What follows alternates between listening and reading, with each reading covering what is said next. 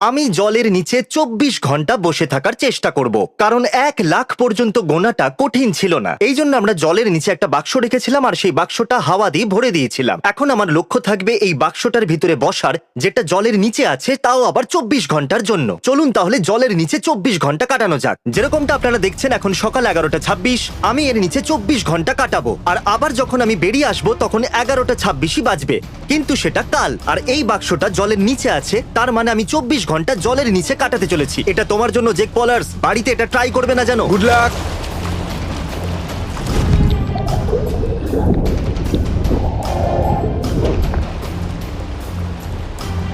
Chris, hello. 24 ঘন্টা পর দেখা হচ্ছে।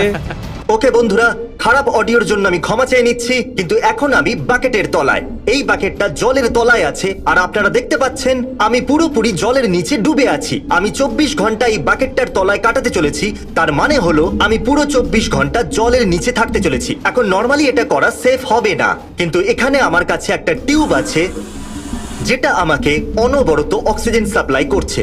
এই জন্য আমার এখানে দম বন্ধ হয়ে আসছে না, কারণ এই টিউবটা এখানে আমাকে অনবরত অক্সিজেন সাপ্লাই দিতে চলেছে।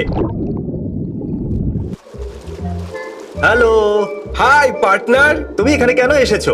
শুধুমাত্র অক্সিজেন দরকার আমার। হে, আমার অক্সিজেন নষ্ট করবে না। এই Oh, জিনিসটা sorry. কিন্তু খুবই দামি। এখন আমি তোমার ভাগের অক্সিজেন নিতে চাই না, আমি জাস্ট চেক করতে পৃথিবীতে এসেছিলাম। অনেক হাওয়া আছে, আমার অক্সিজেনটা তুমি নষ্ট করছো। বাই ক্রিস, পরে দেখা হবে। আমার